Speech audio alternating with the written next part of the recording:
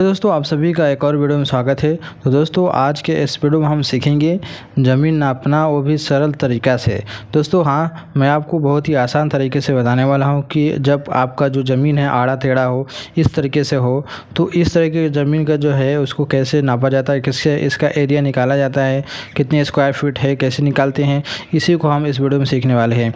दोस्तों यहाँ पर ध्यान से देखिए, मैंने यहाँ पर क्या है, एक प्लॉट लिया है। समझ लीजिए खेत या ज़मीन है जो कि आड़ा टेढ़ा है, जो कि 80 फुट क्या है इसकी है, एक लंबाई है, दूसरी तरफ है 40 फीट, फिर एक तरफ है 50 फीट, एक तरफ है 40 फीट। तो इसको हम कैसे निकालेंगे, इसको मैं दोस्तों आपको बहुत ही सरल तरीके से और आसान तरीके से बताने वाला हूं। तो चलिए वीडियो को शुरू करते हैं और इसका आंसर हम जान लेते हैं। तो दोस्तों इसमें क्या है, इसकी जो लंबाई है उसको क्या बोलते हैं, ठीक है चलिए आपको बताता हूँ। लंबाई को लेंथ बोला जाता है और चौड़ाई को विड्थ बोला जाता है। क्या बोला जाता है? विड्थ बोला जाता है। ठीक है, तो हम यहाँ पर क्या करेंगे, यहाँ पर ध्यान से देखिएगा ताकि आपको समझ में आ जाए। हम यहाँ पर करेंगे क्या, यहाँ पर जो लंबाई वाला है, जैसे कि ये दोनों क्या है, लंबाई है, ये 80 फीट इसकी लंबाई है और ये वाला 40 वाला फीट भी लंबाई है, दोनों आमने सामने वाला है। तो हम इसका क्या करेंगे और पहले औसत निकालेंगे। ठीक है, तो यानी कि लंबाई का औसत, तो यहाँ पर लिखेंगे लेंथ का औसत क्या होगा, 80 फीट प्लस 40 फीट, दोनों को आपस में जोड़ेंगे। 80 प्लस 40 बराबर क्या हो जाएगा, 120 हो जाएगा, 120 फीट।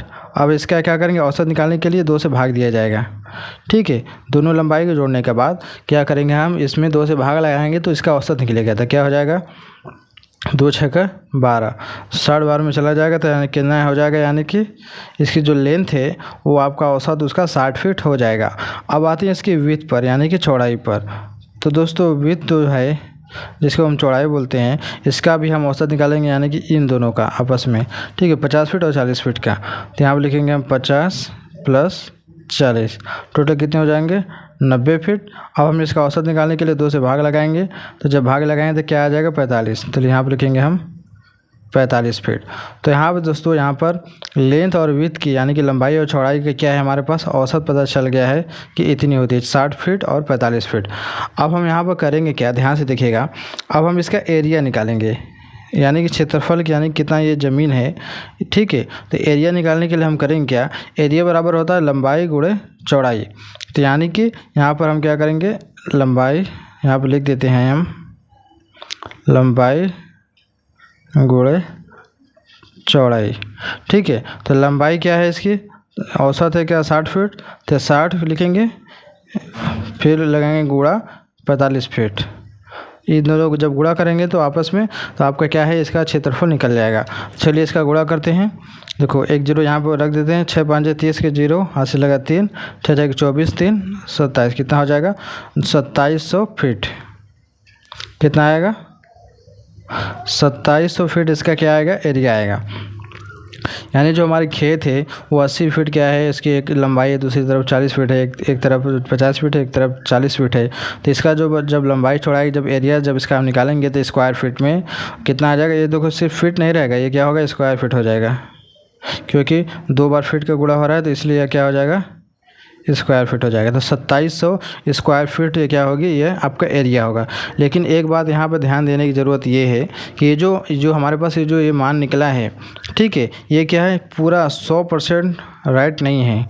ये क्या है, सिर्फ अनुमान इससे हम लगा सकते हैं, क्योंकि इस तरह के जो खेत है, इसको इस तरह के सवालों को हल करने के लिए एक क्या है, त्रिभुज वाला प्रक्रिया किया जाता है। यानी इसको बहुत ही लंबा एक प्रोसेस होता है, जिसके ज़रिए से एक्चुअल पूरा 100% राइट आंसर निकलता है कि कितना ये प्लॉट है। लेकिन ये जो मैंने ये तरीका बताया है, इस तरीके से आप अनुमान लगा सकते हैं कि लगभग आपका इतना है, क्योंकि जब आप दूसरे तरीके से निकालेंगे ना, जब एक्चुअल आएगा उससे और इस वाले में लगभग 5 स्क्वायर फीट या फिर 10 स्क्वायर फीट का फ़र्क पड़ जाता है। तो ये सिर्फ क्या है, अनुमान लगाने के लिए है कि लगभग इतना होगा। एक्चुअल निकालने के लिए आपको एक और तरीका देखना पड़ेगा, जो कि एक्चुअल होता है, उसका भी मैं वीडियो आपको जल्द ही अपने चैनल पर अपलोड करूँगा। उसके ज़रिए से आप एकदम एक्चुअल, एकदम एक्यूरेट कितना है पूरा टोटल निकल जाएगा। लेकिन जो ये तरीका है, इससे हम अनुमान लगा सकते हैं। ये भी ठीक है, पास में है, 100% नहीं तो आपका 95% तक ठीक है ये, तो मतलब कि यहाँ 95% आपको बता देगा, लेकिन थोड़ा एकदम एक्चुअल नहीं होगा, 5-10 स्क्वायर फीट का आपको फ़र्क दिख जाएगा।